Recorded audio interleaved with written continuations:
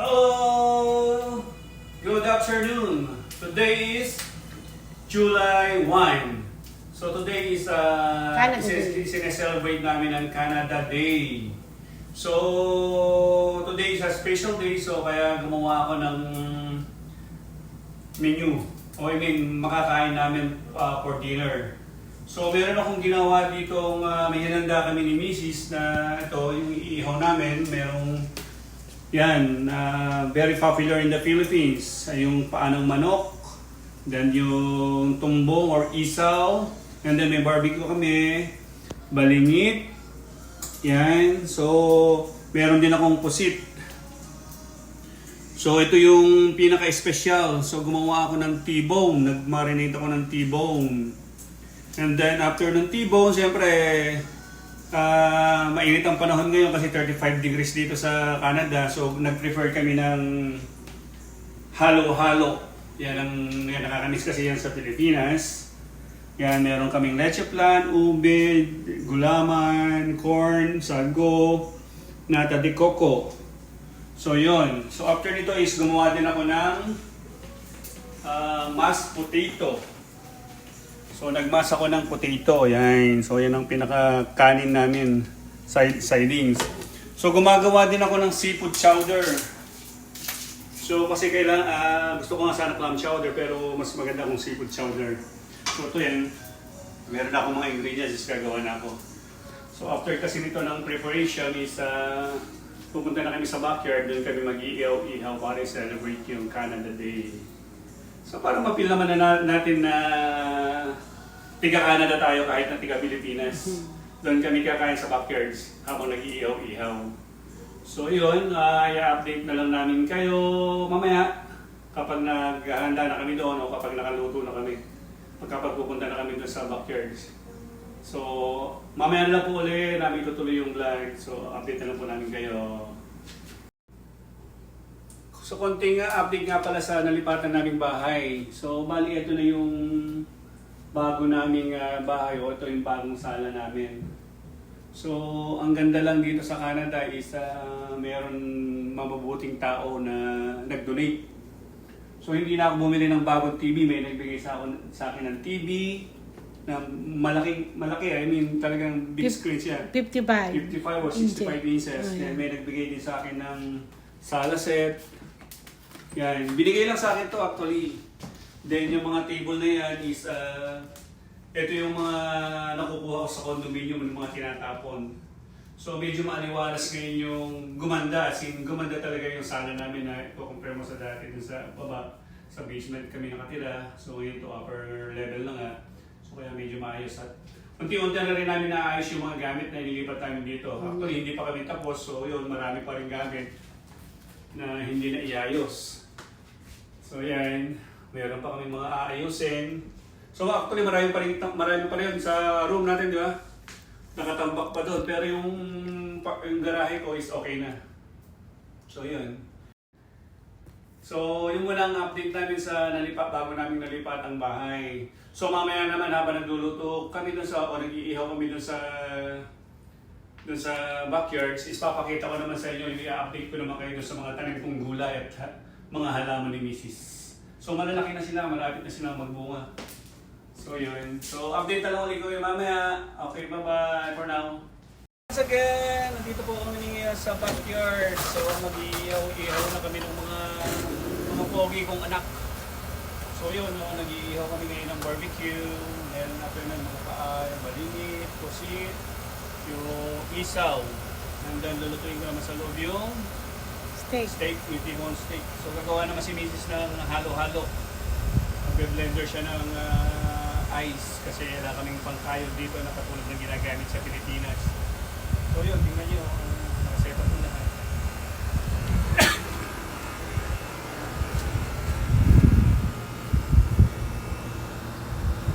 Smile naman kayo dalawang anak ko nga.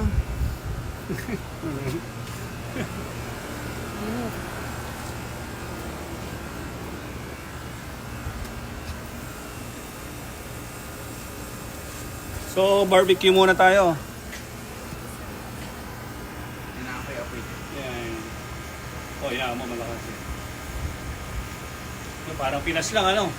So, kasi sobrang init ngayon dito sa Canada, nasa Init, 35 degrees. Feels like 40. Parang kang nasa Pilipinas din. Grabe init. Dapat pinipilibutan ako sa Pilipinas na umuwi. Grabe, sa Pilipinas din, sa Pilipinas ata is 42, ano? 46. So ito yung barbecue. So papahidan natin ito para yung lasa niya is manood sa loob. Hindi naman na po pala tita yung apoy kasi hindi na siya ibaga. Apoy na siya pero mas na ganyan yung apoy. Hindi na apoy. Pwede siya, pero ako na naman. So nagtimpla ng barbecue si Mrs. Pang 5-star daw. Pangtinda. Ang tinda daw sa kanto. So sa mga tiga-Canada dyan, baka gusto yung humabol. Meron tayong available na barbecue. Pagkano ilang dollars to? $10 o $15? $3. Ilan? 3. $3. Oh. Wala nang mura ng love. So yun, titikman natin ito mamaya. Kaya sa gagawa ako ng pang-dippings niya, yung suka. Na maraming sibuyas.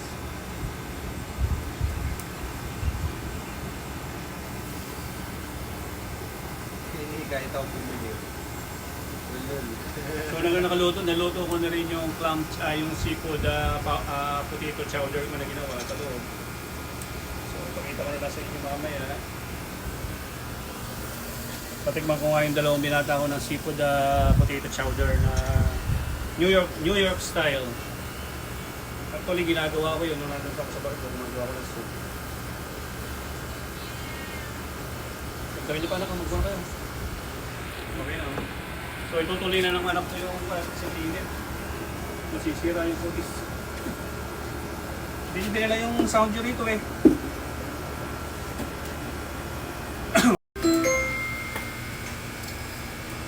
When you earn points on everyday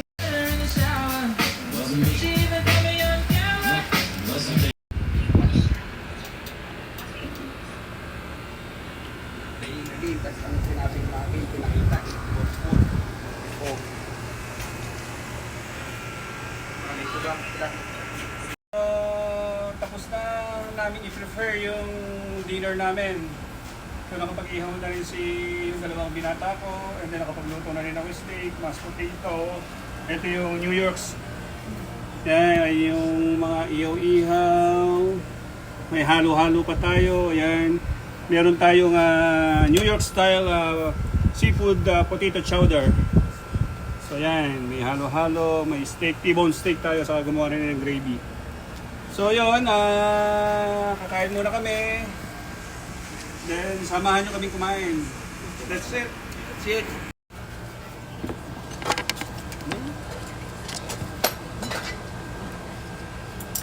Kasi Sinisita. Sinala niyo yung... Sila na. Ay, suka. Diyan mo na ilagay rasa ng may tissue suka. po ba dyan? Nasa gilid, nasa gilid. Andito, dito. Andito. Andito.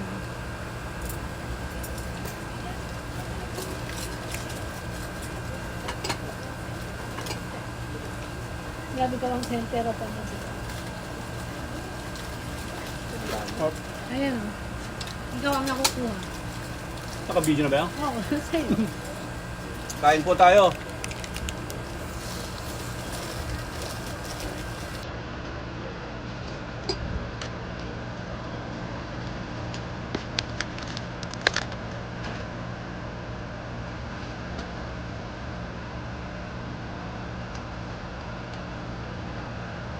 Hindi ko mapapansin ang steak. Bukas na yan. happy na din. Nandun.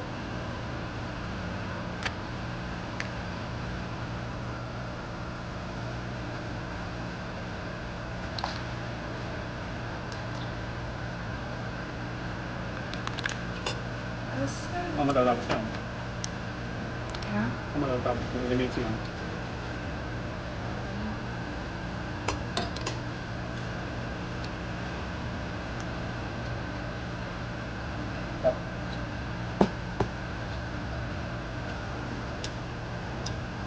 Matag.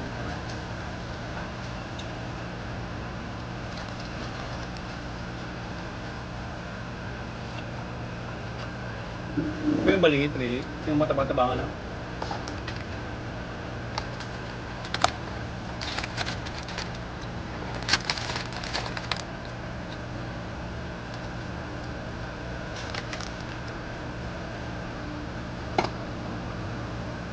Hindi ko pa tayo makakain ng kanin. Kita mo kung magkakaling ka.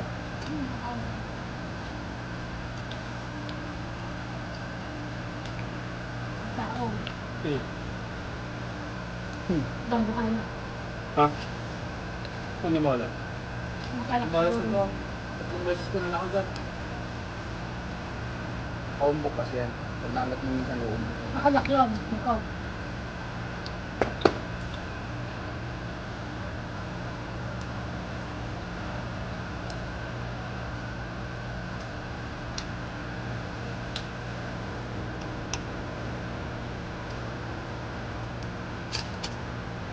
Picture mo ba ito? Ha? Picture mo? Hindi. Ha? Hindi. Ang hirap naman ito. Pag nagkukutsilyo, gumagalaw ano ka. Yung ilan mo ito anak ka? Okay.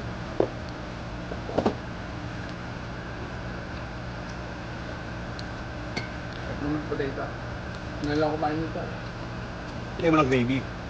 Potato. Hmm. Ano lang kumain ng potato? Kumakain mo. Matao. Sarap pala. Ito na natin. Wala ko pa ng potato. Ha? Gravy.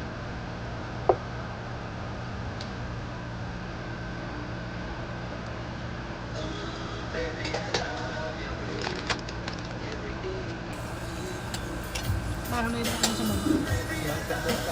Ha?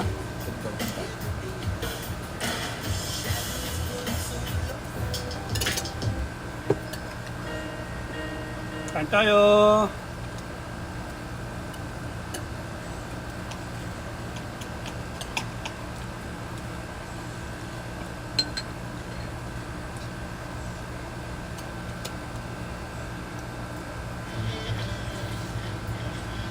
Happy Canada Day po! CNFBP Live or vlog yan? Video. is actually Live or video? Vlog. Vlogger? Tapos yung gulay kong asawa. Please.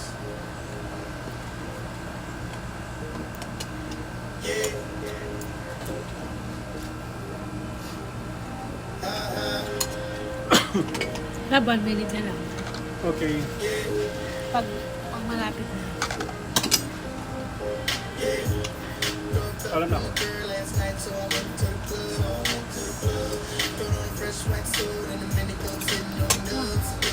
So, hanggang dito na lang po yung maikli naming vlog. Salamat po sa panonood ng aming maikling vlog.